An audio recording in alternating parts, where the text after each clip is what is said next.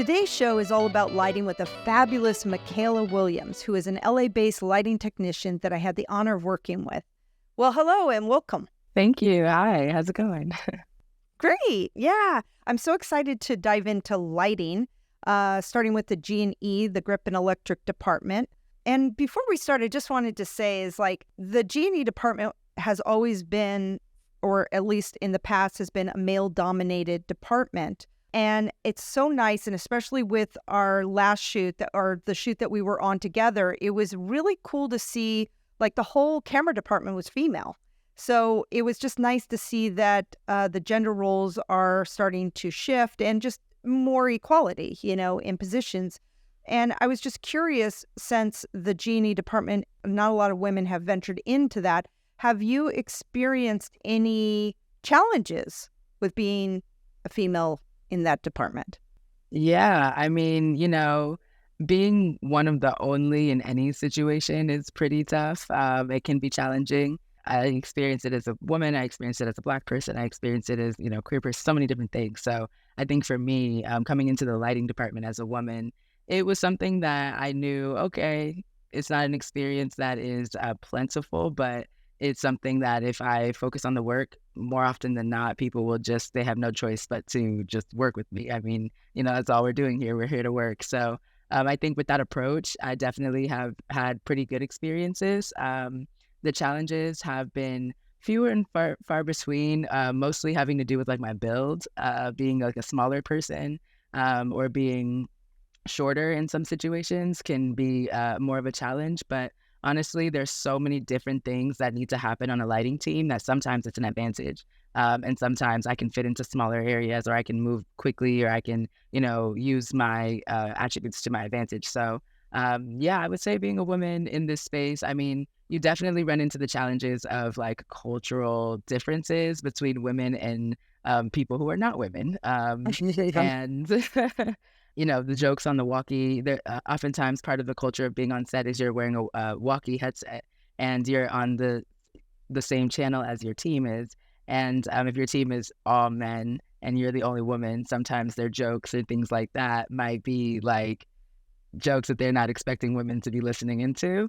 And there have been times where, I'm on set and people will, because for the most part, people are chill. And when I come to set, I think they are aware that I'm there and they try to make it a comfortable environment for me. But once it gets comfortable enough and they realize I'm cool, I'm here to work, and that's pretty much all I'm about, sometimes they'll slip up and say something or forget that, oh, shoot, oh, I'm so sorry, Mykaila, I didn't mean to, say that. And it's just, it's one of those things that I find very interesting because, you have the opportunity sometimes, depending on what it is. A lot of times I don't even hear it, to be honest. I really am so focused on the work that I'm not even listening to jokes and stuff like that. But if I do on the off chance hear something, and if it's extremely inappropriate, I'll say something. But for the most part, it's usually light jokes, light fun, and stuff that we're at work and people are trying to make fun of the environment. So it's not too much of a challenge. And oftentimes, sometimes it's funny. Like I said, if it's completely inappropriate, I'll say something. But sometimes they do just have funny jokes that I think they're not used to saying around women and getting a woman's, reaction to. So I would say that's probably one of the more challenging things. But otherwise, the work of it all and the having to communicate with my coworkers and having to just, carry the load and things like that, that stuff I think anybody really can do, regardless of the gender. Yeah. And do you have to work out? Because that gear can be quite heavy. To be honest, I have not started working out, but I just recently got into the union for set lighting technicians. So I have to work. I'm starting to work more challenging jobs and with equipment that is quite heavy. So I had tended to use my work as my workout, just use going to work as the workout because it's so strenuous on the body at times. But I have told myself that I need to get my weight up. I need to go to the gym. I need to get my endurance up, the stamina, because it really does, you don't want to be the one person sweating, dripping, drenched in sweat and breathing heavy. And, just you want to be able to give your body a chance. And so I think I'm going to start working out. But it's definitely something that my coworkers have told me is a good idea. Yeah, because those sandbags can vary in weight. Yeah, uh, definitely. okay, so there's a lot of various positions in the G&E department, which is grip and electric. And just for people who don't know, electric department provides the power to everything. And I was also, there's set etiquette. There's things that you don't touch. That's a different department touches that or provides that. Can you give me some examples of the kind of items that the crew members, other crew members would come to you for? So the types of items that the other crew members would typically come to the electric department for would include stingers, which are extension cords that can get power from one place, extend it to a different place. Oftentimes, just in general, the power to power any of their items, any of their machines, any of their devices. And everybody on set works with different equipment. So sometimes those devices can be plugged into what is like a wall outlet. And then sometimes those devices have to be plugged into what is called like a distro box or a spider box or something that carries a lot more amperage and can power a bigger device, maybe like a camera robot arm or something like that. We honestly work with every department that requires electricity because everybody has to sort of check in with us before they can plug anything in. And then on top of that, we also work with lights. So in case any department needs like a work light or something like that, we would also provide that for that department. Sometimes it's really dark on set because all of the lights being used are used for the set so that the set can be lit very specifically. And that means that the people who are the crew members, the workers, are not able to see. So they have to come to us so that we can create some sort of lighting situation that's not going to disturb the light on set and that will be negligible that that person can work under. So those are usually the two scenarios that the electric department is being called to help someone in a different department, either to power their machine or their device or to provide so much light, like a work light on set. In terms of the grip department, which is the G in the G&E, the grip department, I say they because I am technically a set lighting technician in the union, but I do work as, in G&E and just depending on, what level of the project it is. So I say they, sometimes I'll say we. In the grip department, oftentimes they are providing sandbags, they're providing apple boxes, which are these like wooden boxes that are very conveniently sized for a lot of different scenarios. You can sit on them, you can stand on them, you can put items on top of them, you can put lights on top of them. So, the group department has all different sizes of apple boxes that you can use, and a lot of different departments tend to use those. And they also, work with the camera department if anything needs to be mounted on a car. They work with pretty much every department because they provide sort of, I like to think of grips as like extra hands on set, like any little thing you might need. If you need shade, they're the ones that provide that. If it's like super hot outside, they're the ones that get out all of their flags and stuff like that and create shade for the camera team. And just so many different things. They're just like extra hands, extra things to help. So but I would say sandbags, apple boxes, those are probably the most common things that other departments go to the grip department for. I like that. And I like the distinguishing factor between the two. So we'll dive into who is electric and who is the grip department would be good. I wanted to start with the gaffer, or in TV, the lighting director. The gaffer is the head of the electrical department and works with the DP, the director of photography. Can you describe what does a gaffer do? Yes. So a gaffer is, like you said, they are the chief lighting technician on the set. They are the lighting director, or, there's a lot of different names for it, but essentially they're the person who is in control of the lighting plan, and they work with the DP to create that plan, but it's really on them. It's their responsibility to come up with a robust, successful lighting plan for the set. And then they work with their team, which is a bunch of lighting technicians, to actualize that plan. The gaffer is a very important role because the director of photography has so many different things to focus on. That person has so much on their plate in terms of creating this picture, in terms of making sure the camera, all the technology with the camera is set, making sure their team has everything that they need. So in terms of focusing on the lighting, they may have something in mind and they may have a plan, but in terms of executing that, they really do need that support from the gaffer and the gaffer's team. So that's essentially what happens. That's what the gaffer does, down to, the specific fixtures, lighting fixtures that are used, down to the specific, equipment that is ordered to make sure that the set can be powered, and down to, making sure that the different individuals on the lighting team mesh well with the crew and stuff like that. Those are all things that the gaffer is responsible for. Okay, so the gaffer would be the one that works with the DP and then figures out what is the equipment I need to get. In addition, is the one particularly hiring their crew, like the grips, the best boy, the swings, and everybody Yes. else, So, or suggesting. well, so the breakdown really is, so you have the DP who's at the top of like the camera department. And then you have grip and electric, which are equally underneath the camera department.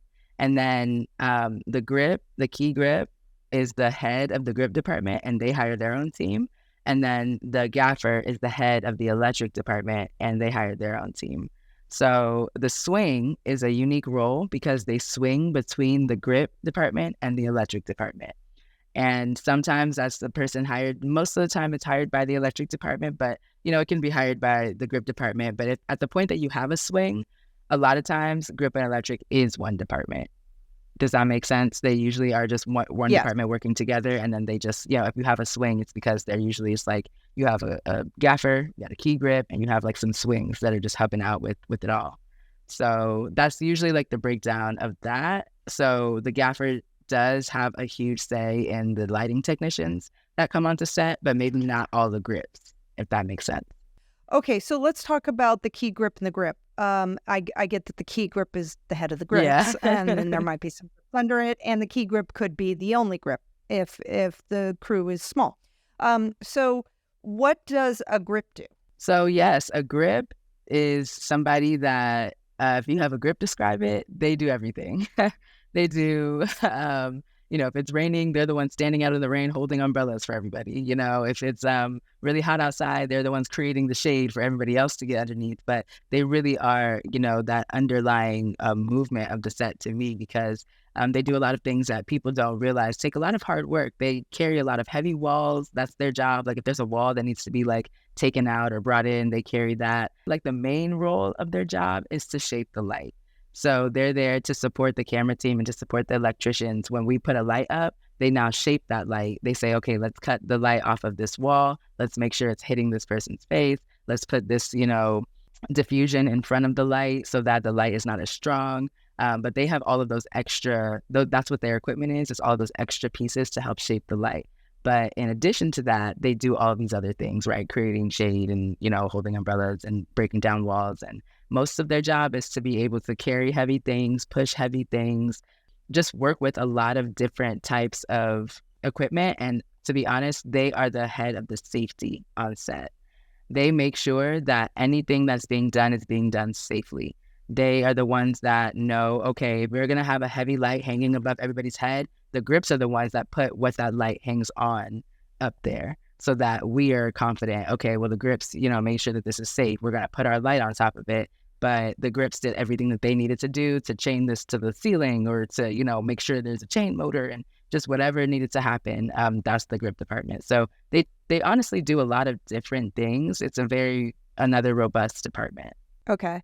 And then I've heard of a best boy and a best girl credited as the assistant chief lighting technician. Is that what you do? You're because you were the best girl on the set. And what are they in charge of? Yeah. So the best boy, best girl, best person, they are in charge of essentially the gaffer is in charge of everything that I mentioned before, hiring the crew, making sure the equipment is there, all of those things.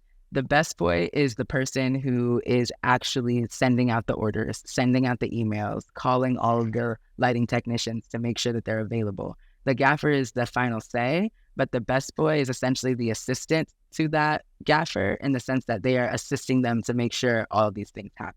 So men in equipment, that's usually what they say. Obviously, women are in the role as well, but the phrase of is like men in equipment. That's what the best boy deals with. They make sure they're the bottom line to make sure, nothing's going wrong with the orders, because there's a lot of paperwork and different things that are involved with, getting equipment and hiring people. So they are the person, the representative of the lighting team that goes and works, talks to the producer to make sure that everybody has their time card. They're the representative of the lighting team while the gaffer is talking to the DP and making sure, the entire lighting plan is coming to be. That one person has the role of making sure that, everything's running smoothly on the lighting team. What role do you play on set? Like, is that typically your position, or is there a goal that you'd like to do? Yeah, so I kind of jump around a little bit depending on essentially depending on the size of the production. For the most part, I'm a lighting technician. I work on union sets as a lighting technician underneath a gaffer and a best boy. But when I get the opportunity to, and when people give me the chance to, I get to be the best boy or the best girl or best person on on smaller shoots where the men and equipment factor would be a little less like huge, and I would be able to manage it because it is something that I'm newly in as of the past year. So my goal is to be able to be a gaffer on like really big sets and things like that. But I have smaller jobs and things like that I do where I am able to exercise that gaffing muscle and try and just see what I can make happen with a little bit, and then eventually we'll see what I can do with a lot. Well, and also you start, and when you're on any production, you get to see what everybody does and, step into different roles, because I know that on set it can get a little, chaotic at times where you really have to step in and do something that, maybe that wasn't necessarily your position, but you're like helping out. Yeah. So, great opportunities. Now, setting up the C-stands, I mean, like, is that the grip's job? Is that the best, who gets to do the heavy lifting? To be honest, it's a fair share amongst the grips and the lighting technicians, I would say, because for the lighting technicians, the lights are really heavy, but so are the cables. So back in the day, we didn't used to have the technology that we have today with like LED lights and things like that. So a lot of the lights were these really huge lights that required a lot of power in order to work, and which means that the cables that you would use, those extension cords, turn into huge cables that are really heavy and that carry a lot of amperage across them. So that's a lot of the heavy lifting that electricians have to do. But the grips, they're the ones that lift the sandbags, they lift stands, heavy stands. Like I said before, heavy walls, really anything heavy. The grips do that heavy lifting. So for the electricians, there's some stands and things like that are pretty heavy, but you get used to it. It's usually a certain stand that is heavy, and you kind of get used to, okay, this stand's going to be a little heavier. I'm going to approach it that way. And then your muscles also get used to it. Yeah. Now, how did you learn lighting? I learned lighting because in a very like trade journeyman kind of way, I was in a program that placed me on sets to get my days to join the union. And when I was placed on set, I have this book right here because I wanted to bring it up. It's called The Set Lighting Technician's Handbook. It's by Harry Box, and it is a book that they give you when you join the union. This is an old copy that I got before I got into the union, and I was able to read it, and it taught me so much about all the different roles, all the different, lights that are out there, all the different techniques that are used, and it was extremely helpful. It's exactly what the title says, a handbook for set lighting technicians. So that was a big part of my learning, and then it was also getting to be on set, getting to see the way that lighting technicians move and what they do and what grips do and how they work together and how they are separate. So that's been a big part of my education as well. Before all of that, I did go to film school. So it's probably a mix of all of those different things. Yeah. Well, there is a lot, depending on the film school you go to, I guess, that you can learn a lot and have a lot of opportunities. And then also you can learn a lot on set too. And learn very quickly etiquette, terminology, networking. Yes. And stuff. So that's really cool. So what are the fundamental principles of lighting that every aspiring lighting technician should understand? I would say the two most important things are knowing how to work with power on any level, really. You can start anywhere, and then learn more and more. And knowing how to gauge when something is properly exposed with light. When you turn a light on, if it's too much light or if it's too little light or if it's just enough. I would say those two things, making sure that you're starting somewhere with power, whether that be just with the outlets, at the house. Like those are 20 amp outlets. Just starting to look at the different things that you're plugging into them. Okay, how many amps is my computer charger using? Like just different things. I would say if you're interested in being a lighting technician, starting to put your brain towards those things.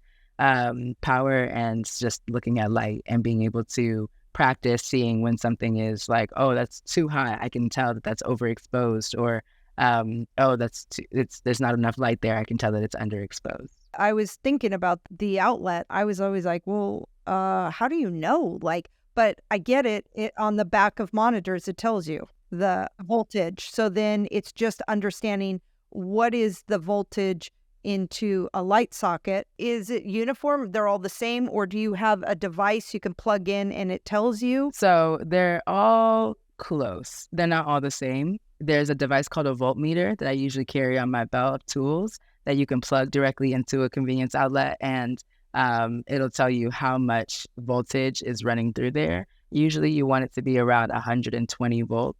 Yeah, when you get into like voltage and amperage and things like that, there's very simple equations that are out there to know. Again, Harry Box book, can't say enough about it. Like those equations are in here. It's, once you get that down, there's like a few that you should know like off the top of your head. And once you get those down, it's pretty easy to go around. Once you're given an amperage or a voltage or just given some numbers to work with, you know what other numbers to plug in. But yeah, there's a device called a voltmeter where it will, if you plug it into the wall, it will tell you how many volts you're working with. I love that. What is the gear that you bring to set? If I'm working on a set where, I'm one of the roles that is responsible for equipment and bringing the equipment, then typically the gear is LED lights because those are a little bit more accessible. The other lights are a little bit more expensive and usually on bigger sets.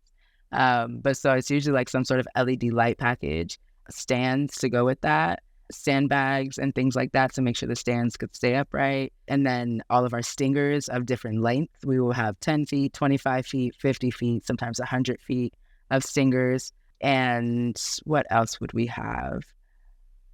Gloves. Yeah, I was just about to say, like, right? That's just the equipment that you are touching. Now let's talk about the tools that you're using, right? So gloves is one of those. We have these things called cube taps, which essentially is honestly something that people work with every day, even people who aren't lighting technicians. You plug it into the wall and it splits up where you can plug into. So now you have 3 places to plug into instead of just one. So it's called a cube tap. And what else do we carry? I carry a crescent wrench. I carry wire strippers, a voltmeter. I carry an amp probe so that I can... It's a similar thing as a voltmeter where you are metering how many volts, but instead you're metering how many amps. And because it's a lot more power, you need these like needles. It's like a device that has needles on it, and you have to like put them in these little holes and get the amps of a distribution box. But let me see, what other things? Boots are important, or some sort of shoe with a rubber sole, just in case anything happens. Electricity's trying to go somewhere it's not supposed to go. That rubber sole will help you not be the place the electricity goes. Wow. And what else do I carry on my belt?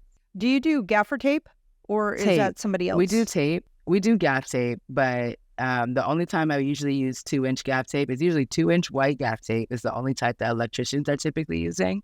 And it's to label things. It's not usually to actually like stick things together. Usually if we're sticking things or something like that, we use paper tape. But we do carry tape. We have electrician's tape, paper tape, and gaff tape. So, yeah. And then markers. Yes. Markers to write on the things we label. And a flashlight? Yep. Flashlight. That's also something I carry on my belt. I'm trying to think what else. A belt. You have a belt that you carry everything in, right? Yes, I have a belt, which is also a really important piece of the tool belt because my tool pouch can only fit over my belt. Like that's the way that the tool pouch works. So if I forget my belt one day, I can't wear my tools. Oh, wow. Yeah. So it's definitely an important piece of the tools of the toolkit. What else is in there? My wire strippers. I have a needle nose pliers, and we have 0.5 clips. For what? To clip on, like if you have a light that you want to put like a diffusion over, if you want to put a filter on it, if you want to put, something like that, you can like just clip it to the light and you have that right over the light. So they come in handy, to be honest. And clothespins are called what? Clothespins, they're called C47s, but it's a similar usage as the 0.5 clips. It's the same thing. It's like you used to just clip on, little things onto the light, or maybe sometimes the diffusion that you have for the light, which is, something that you put in front of the light so the light can be softened. Sometimes that piece of diffusion will come in a bag, and you don't want that bag to just be lost anywhere, so you may clip it to the light, different things like that. Okay. And then what types of lighting equipment and technology, now that we're doing the LED lights, have impacted your work as a lighting technician Honestly, and transitioning to LED? the transition to LED has been happening for a little while now, and it's made its clear impact on the lighting industry.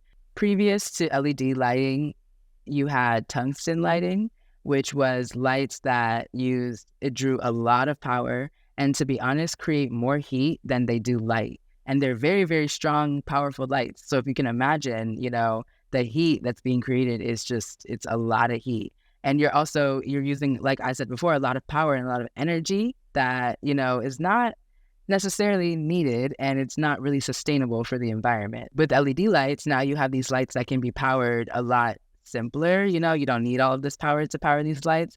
And some of the lights are becoming comparatively strong. They didn't start out that way with LED lights, but they definitely have their specific use cases, and they can be incredible on set.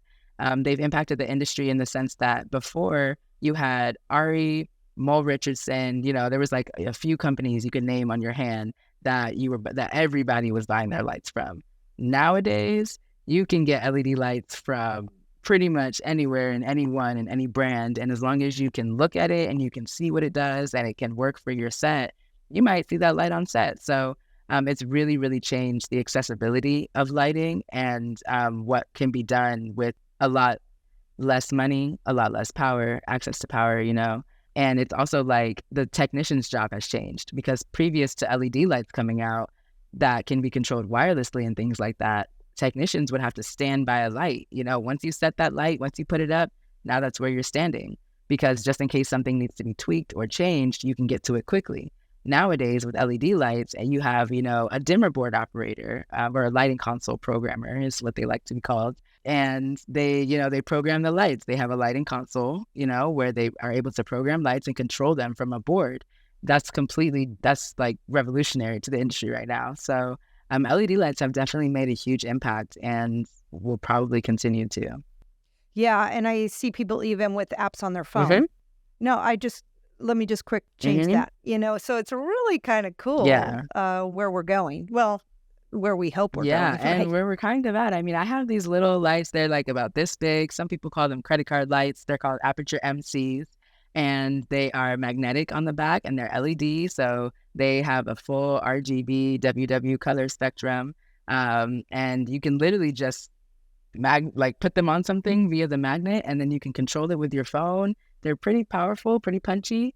And yeah, I mean, I just used them in something that wasn't a set. It was like an art show, but it was a similar thing where, you have to create a lighting plan and things like that. And I just used them for that, and it was really successful. So it's completely changed the world of, I think, what lighting is. And I think it's opened the doors to so many people that if you didn't get your hands on a Mole Richardson light or an Ari light previously, you really didn't, what did you really have to work with? But nowadays it's like, there's just so much out there.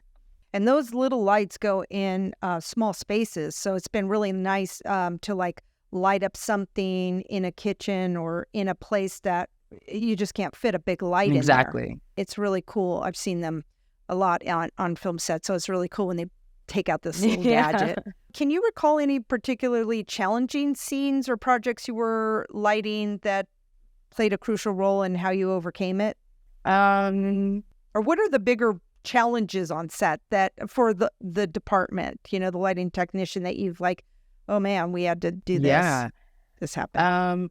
So I can answer, both questions. The first one is, was there any personal challenges that I've experienced? I remember the first time that I was ever in this position, it was when I was coming out of like PAing and things like that. So I didn't know much about light, but I was the only person working on light for this like small project that we were doing with a bunch of friends. And I was running into all of these issues, like, how do I hang this light? Or like, just, I don't know what to do here. I'm just doing what I think looks good.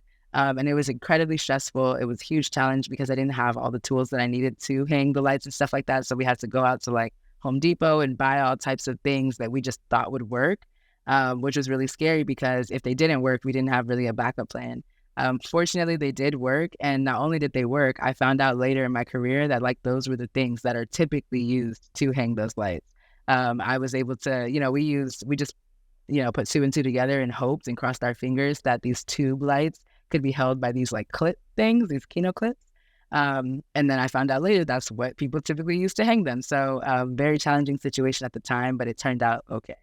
And in terms of just challenges that the lighting team typically faces, I mean, usually people want to see the light as soon as they say, hey, turn that light on. And they don't really think about the fact that it takes time to maybe get to a light or put a light together and plug it in and get the settings right and turn it on. So a big part of the challenge is trying to anticipate what might be requested by your boss, by the gaffer. But then in general, sometimes we have a whole lighting plan that a director or DP walks in and they're like, actually, just kidding. We're going to do this whole other thing. And we need this done very, very quickly.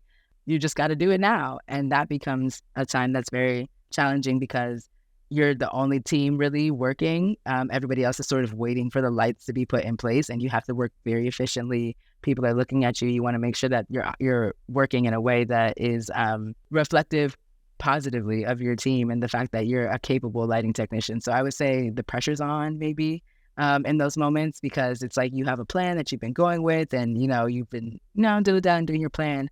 This just happened to me literally last week. I was working an overnight job. It was a commercial. It's like 2:30 in the morning. We thought that we were done lighting and everybody's really tired and everything like that. And the director walks in and she goes, oh, we're actually facing the complete opposite direction. So that means that everyone who was like set up with all of their equipment and work and stuff like that, they had to move that stuff out the way and we had to light that environment. And so situations like that can be very challenging because it puts a lot on the gaffer to know exactly what they want very quickly. And, some gaffers are still learning. They may need that time to sort of see things. And it can become a very chaotic situation if you don't have the right leadership. So I would say those can be the more challenging things that lighting departments have to deal with, like those last minute changes that sometimes take a lot longer than people realize because, I don't know, if you don't really know what goes into a job, and that's for every department, you can sometimes have unrealistic expectations. Well, and I think that's a tough job of the AD because they're putting together the schedule and the timing of the day. It's interesting. You brought up a couple things is like one is that the G&E department works before action, whereas everybody else is after action, and the majority. And the setup, how long does it take to set this up? Then there's problems. So then that adds to the time. And then every time you move the camera, you've got to adjust the lights. So, that's more time. It's not like let's just shoot this. It's like, okay, we got this set up. Shoot. Okay, now, whoa, we got to set up again. I think the biggest underestimated time is, the lighting. I don't know, correct me if I'm wrong. But yeah.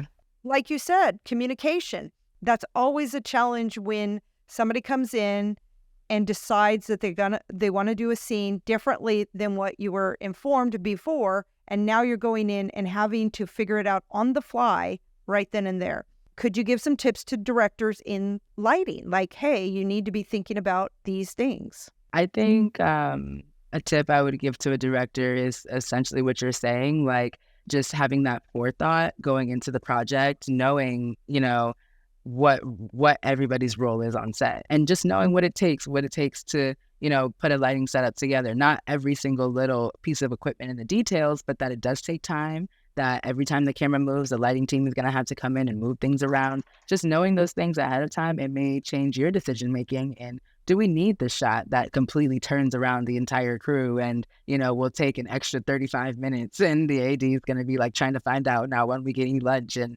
or is it something that we can do tomorrow once we can rearrange the schedule? I think that everybody appreciates knowing that they were considered in the decision that was being made. And it definitely seemed, at least on the last set that I was on, I'm not going to name any names, but it definitely seems like there was like a miscommunication that happened. And because of that miscommunication, it did create a tension, on set because people had to do things that they weren't expecting to have to do. So, there's always that factor at work in general where, things are going to come up. You might have to take an audible and, do something that you don't expect, but it's just set is it's like a rhythm type thing. And maybe if it's earlier in the day, people are willing to, oh, sure, whatever. But if you're on the martini shot and everybody's like thinking they're about to go home, it may not be the time to throw like a wild card out there, So my tips to directors would just be to be informed about just these, even just watching this interview, they would probably learn a lot of different things about the different departments, the roles, the challenges, and just knowing that going in will probably help a lot. Yeah, I thought that there's a lot of great tips there. You were kind of saying is that, hey, I'm going to say it this way. Do you need 45 shots that maybe you could do in 30? Like that's so similar. Do you really need to do that? Because this is just going to take more time. And I think that sometimes some directors can get so caught in their vision that they're not thinking about their crew at all. I've been on sets where directors will do 14, 16-hour days and not even be thinking about their crew and how and feeding them or even asking them. And that's always a challenge. I mean, I get like, hey, could everybody hang on and work a little later? I mean, what are you going to say? No, I don't want to do that. Yeah. I'm tired or whatever. Not even just tired, but just like, oh my God, no, I don't want to extend this any longer. And then also, you were saying like the director sometimes has so much in their head that they forget that nobody reads minds. So you have to communicate that vision, and work with your team. I think the biggest thing is if you communicate, people are willing to work with you. Then when they find out later something's going on that nobody told them, I think that's a little bit harder. So thank you for that, because I think that's always good for people to know. Yeah. Which also leads me to safety on set. Are there any specific safety measures or precautions you take when working with lighting equipment? As mentioned previously, I make sure to wear the right clothes, to have the right, gloves on, gloves that are rated for heat or rated for certain things, so that when I'm touching really heavy or hot lights or when I'm touching really dirty things, like I'm able to work quickly and not, oh, wow, my hands are all dirty and now I don't feel comfortable. I'm just able to keep going and keep working. But then also just for safety, like the lights can get so hot that they'll burn you. So you have to have those gloves on. And the same thing with the rubber soles. There's also certain tips and tricks and rules of the trade, like when you're plugging in, we call it tying in certain cables. We tie in like the ground because I want to get, 400 amps of power from the wall all the way to this part of the set. So we have to plug in certain things. When you're doing that, you're not supposed to put your knees on the ground, because if you do put your knees on the ground, you can easily become the ground, which means that the electricity will travel through you because you're the closest thing touching the ground. So like that's like one of the biggest rules is do not put your knees on the ground. I think that's one of the first things you learn when you are becoming an electrician. Honestly, being alert, being aware, keeping your ears and eyes open, that is something that I try to do at all times, because you would be surprised at how many things you catch and how many things you go, wow, what if I wasn't looking? What if I didn't just, move that over a little bit? Or, what if, I didn't see that right there? What would have happened? And a lot of times it could be a little drastic. So I've heard a lot of horror stories of things that people did, dumb things that people did on set, or dumb things that happened because people just weren't keeping their eyes and ears open, or because they were playing around or messing around or horsing around on set. And I'm very big on safety, very big on this is a job and you have a life and you don't want to lose that life at your job. So yeah, I would say gloves, shoes, certain practices, that'll get me there. Right. And also like looking up, because you can hit mic stands, you can hit lights, and and also making sure that the tape is taping down the cables so that people don't trip. And just being aware, because I think sometimes people aren't aware. They'll put something right in the middle that somebody could trip over. Everybody should be aware of safety and move things off to the side, or at least tell somebody if they're not allowed to touch it, to say, hey, that's, could we move this? I've heard it was a set I was on, but I wasn't on the day that it happened, but they had a faulty C-stand, so the light fell and almost hit somebody. So it's like those kind of practices, we have to be very mindful, make sure that things are tight, that they work. If they don't work, you shouldn't be using them. That's the worst, is it doesn't make you feel good when you're on a set that doesn't feel safe. That just with even equipment, Yeah, there's so many things. that go into safety on set. And it really is everyone's responsibility to make sure that a set is safe. There we go. It's really everyone's Yeah. responsibility to make sure that a set is safe. And, it has to be like a personal priority. Yes. So how do you stay up to date with the latest advancements and trends in lighting technology? I stay up to date with the latest trends and, advancements in lighting technology via going to work. Often, trying to stay busy, trying to stay at work and see what's actually being used out there. That's a big part of it. But then also having conversations about lights and, equipment. People are really into that type of thing. They'll talk about new things coming out, not being afraid to jump into those conversations, talk about maybe what you have seen out there and what you like. And people will exchange tips and say, okay, well, I've heard about this light. What about this? And what do you think? And that's a lot of times how you stay updated. And there's certain lights, sky panels, vortexes, Astera Titan tubes, just different things that you see all the time, no matter what level of set, to be honest, that you're on. They're just there. And then there are other lights that, you might see once in a while, but it's good to know about, because it was very successful in that situation. It might be successful for you in the future. So I stay up to date just by having conversations with people, by going to work, by keeping my eyes open, staying aware of, okay, I saw that 3 months ago. Okay, I saw that a year ago. Okay, this is kind of phasing out. And now I'm seeing this instead of that, that type of thing. Now, do you have any lighting networking groups or Facebook groups or groups that you go out and hang out with people or conferences that you're like, oh, I got to go because they have the latest gear and I want to check it out, like the one in Vegas? Cinegear is a huge lighting trade show, cinematic trade show in general. It's for cameras, lighting, gear, all that type of stuff.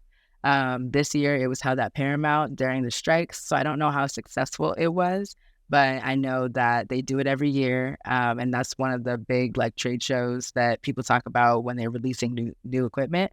There's probably other lighting trade shows out there that I'm not aware of that are, really big about releasing equipment. But the groups that I'm in are mostly just groups that I'm in by default due to being in the union. So certain Facebook groups and stuff like that. I think I'm in a women in 728 group on a group chat, a couple of those. But they try to have events and, I think there was a barbecue one day for the women in 728 and stuff like that. They try to have networking events, but for the most part, honestly, the networking happens at work or it happens when you're in conversation with people that maybe don't work with you on set, but happen to be in Hollywood and you happen to run into them and you're, oh my gosh, you work in the film industry, me too. And then, you get to have those types of conversations.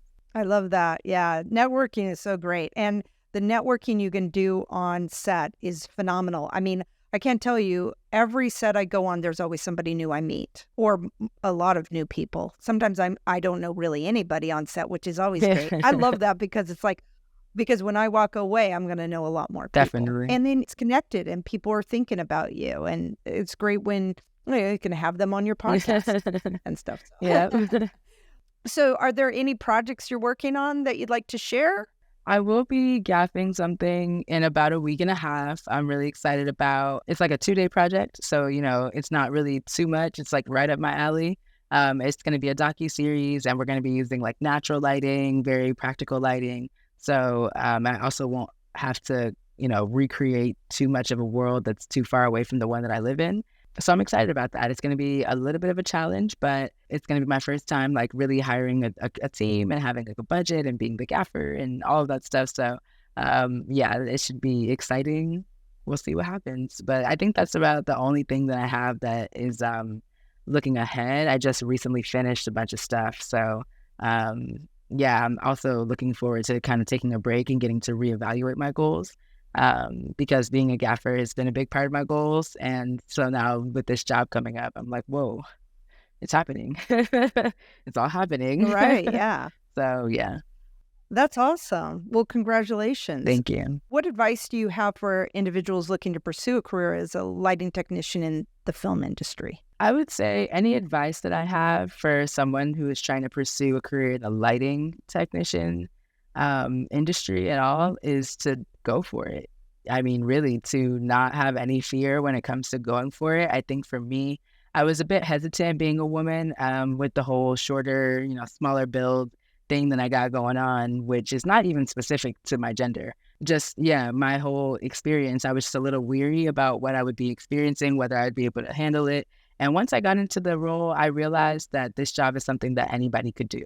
I mean, really, anybody could do. There's a few things that, you do have to be able to have the ability to do, like being able to carry up, 25 pounds, certain things like that, being able to walk up and down steps. There are certain things that it's not like just anybody can do. For the most part, it's a very, very open job. There's a lot of different things that you could do. I mean, there's certain roles in the lighting department that you're sitting down the whole day because you're working on fixtures that, in Star Wars, for example, the big spaceships that they have, all those little tiny lights in the spaceships, there are people who sit down and the only job they have is to program and create all those little lights and make sure that they can fit inside those spaceships, So like there's so many different things that you can do as a lighting technician once you really get into it and once you really start to see what the lighting world is like just on its own. So I would encourage anybody who is interested in being a crucial part of the filmmaking process to look into lighting. And if they're interested, just jump in. Literally just start looking at light. When you go outside, look at where the sun is, look at where the shadows are, When you are in your house, look at the colors of the different light bulbs that are in your house and start trying to guess what color temperature they are. Is that 2800 Kelvin? Is that, 4500 Kelvin? If it's a little bluer, it's probably on the 45 side, and just start seeing if it's something that you're really interested in because it can be a really fruitful experience. Thank you so much for being on the show and sharing all this insightful information. Yeah, thank you for having me. Thank you so much for listening. I encourage you to get out there and make a film. Reach out to your local filmmakers group to get involved and connect. Please subscribe to the show if you like it, and follow me on Instagram @TammyMcGarrow.